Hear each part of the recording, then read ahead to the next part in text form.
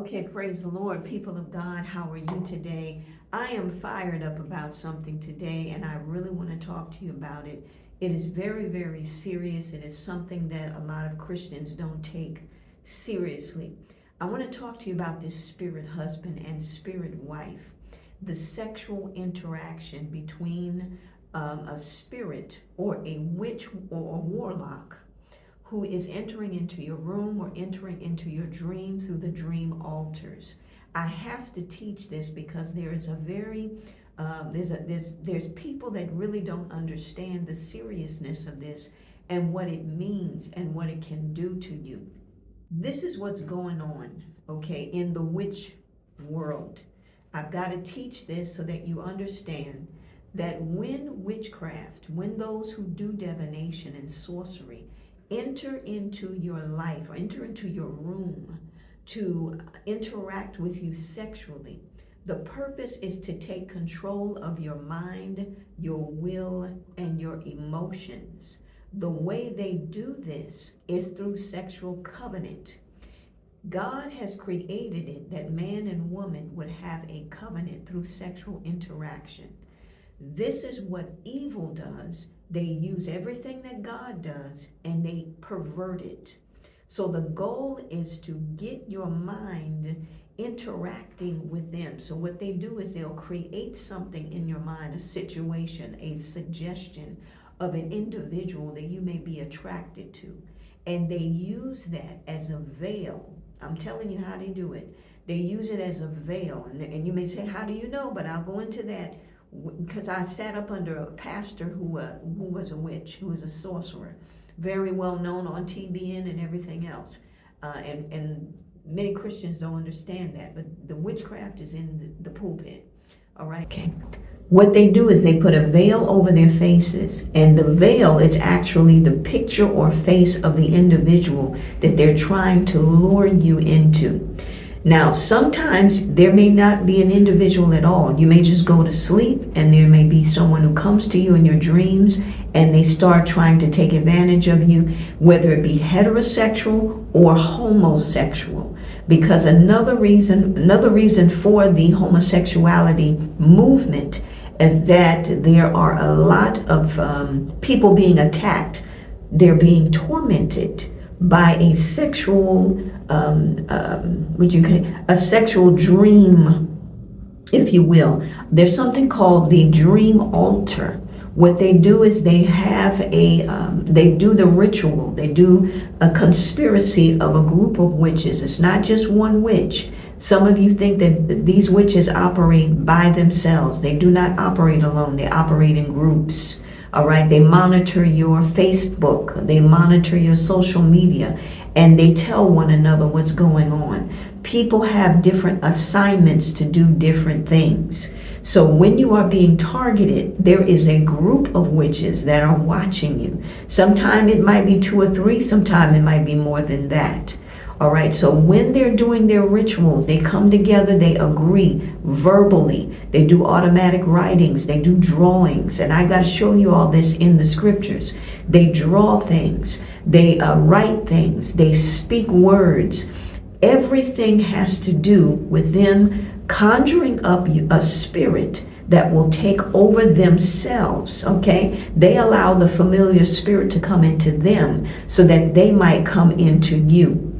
All right, there are so many different ways this is done, and I'm trying to rush it, and I don't mean to rush it, but I'm fired up about something because someone that I know has been trying to, as a wizard, has been trying to lure me into something, and I had to cut that spirit off. I had to expose it in prayer.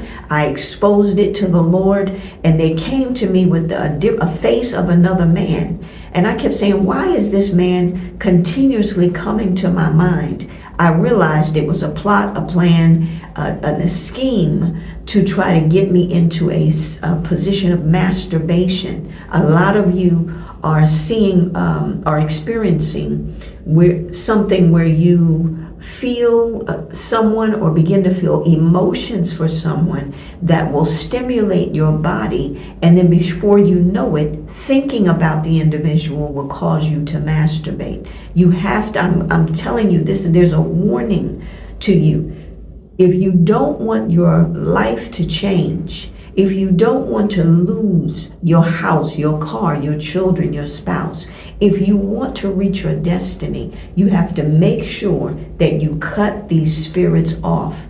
The way they initiate you into witchcraft, and that's another aspect, I'm rushing, but there is something called a blind witch, and they will initiate you into witchcraft through sexual activity and idolatry. That's why God is so serious about no fornication, because the act of it is a form of idolatry, and it opens you up to witchcraft. You have no idea who you're sleeping with. You have no idea how many covenants this person may have made in some ritual, some shrine, at some altar. You don't know who you are touching and who's touching you and why they're there to destroy you. Oh, God, help me today. I need to get this to you because it is so concerning for me. So because so many Christians do not take it serious. People be abstaining from sexual activity, being, what's the word for it? Being, oh God, I can't even think of, anyway. So many Christians are not taking this serious, and you're being abstinent. And it's only natural for you to have an urge, to have interaction, to have intimacy. But naturalness and perversion is two different things. And when other groups of people begin to capitalize on your life through rituals and satanic activity, it is a spirit of perversion to lock you in, to harness you, to cause your life to remain the same. Some of you have so many delays. You don't even understand that it was because you allowed a demonic spirit to have sex with you. They can delay your life. They can take your money. They can cause you to work, and never achieve anything. You're always at the same place. They can create what is called a web and stick your soul in a web, and so that you can never move, go forward, go backward, nothing. I'm telling you, this is evil. It is at its cruelest, and it's being done to Christians all over the world, but it's being done especially to those of us who are in the church, because we have no knowledge of it, we have no understanding of it. And I'm telling you, you need this information, you need this knowledge. I urge you and I warn you, if you have any type of sexual urges, if you are experiencing something in your life where you are missing intimacy, I'm telling you, please get in your word. Find a group you can talk to. I'm going to be creating a community on my website.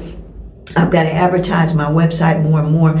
It's designed for a community of people to talk about things, because if you don't, this witchcraft will take over your life. I know people who are famous gospel artists who are being controlled by divination and sorcery. They're being controlled by the spirit wife and the spirit husband. Now there are some, let me say this, there are some people that are teaching water spirits. I'm a person that will look in the Bible for these things. There is something I'm going to teach on about a water spirit that comes from Leviathan. But right now, I want you to study Genesis 6:1-3. And this talks about the sons of God who saw the daughters of men and slept with them, married them, and had children, and the children became superhuman. Okay, these sons of God are not angels that are still glorious in heaven. These are the angels that were kicked out of heaven. The sons of God is what the Bible refers to them as. And God said that he was going to destroy the world. He became so angry that he told Noah, build an ark, because I'm going to destroy everything. But guess what? It's still going on. You have witches who are now taking on the spirit of the sons of God, and they're entering into the lives of men and women and having sex with them, homosexual as well as heterosexual. They're going into the dreams of men, little boys, and trying to turn them out. So I'm telling you, you've got to stay away from this. You've got to control it. You've got to ask God to help you with it, and He can. He's done it for me. I am not married. I'm single, but I am not going to allow any spirit, any witch, warlock, or wizard to enter into my life, my bedroom, my dreams. I pray the prayer every morning, every night, asking God to destroy every satanic dream altar, to destroy and reverse curses. When you get up in the morning, ask God to not just ask Him, but command it, demand. That's what I do. I don't just ask God to do it. I take control and authority by the scriptures. I'm a king and a priest according to Revelations 1. And therefore, when a king and a priest speaks, we demand what needs to be demanded. And so you demand that the altars be destroyed. You demand the destruction of any diabolical personality who has taken your picture to an altar to create curses or to allow themselves to astral project into your life and have sex with you. These are not all water spirits. There are some witches and warlocks that are astral projecting into your life to have sex with you. And you think it's some phantom spirit. No, these are actual individuals. These are people. I'm telling you what I know for a fact. I'm not making it up. These are witches that astral project out of their body. So when I sense that something might be trying to come into my environment, immediately I send my angel and I tell them, destroy the body of the individual who is astral projecting, take the body and burn it. And let me tell you something, they hightail it out of my house. They try to astral project in my environment, but when I start speaking and saying, angels, destroy the body. And destroy, I mean burn it and let it turn to a crisp. I'm telling you, them witches get away from me quick because they don't want their body to be destroyed. And I command my angels to go do things for me, to destroy altars, to destroy bodies, to destroy witches. Why? Because these are not the ones that you forgive. This is an enemy of war. These are the ones you find yourself in Luke 10 saying, God, you gave me the power to tread over serpents and scorpions and over all the power of the enemy, and I destroy them. Jesus gave us a command not to be nice to them, but to tread over them. All right, I hope this helps you. I'm doing it quickly because this is something I'm seeing it in high places. Wickedness in high places. They're taking over people who are wealthy, and the way they take over you is through sexual intercourse, through sexual promiscuity, through sexual perversion.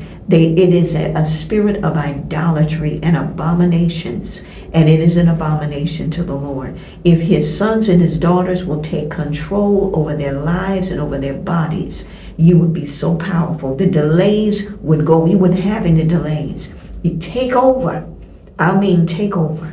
All right, be blessed. I'm praying for you, your family, and your children, that God would put a hedge of protection around you to hide you from the scourge of the enemy, familiar spirits, and any and all diabolical personalities, making it impossible for them to track or trace you in the realm of the spirit. Bind these monitoring spirits. All right, I'll see you on the next video.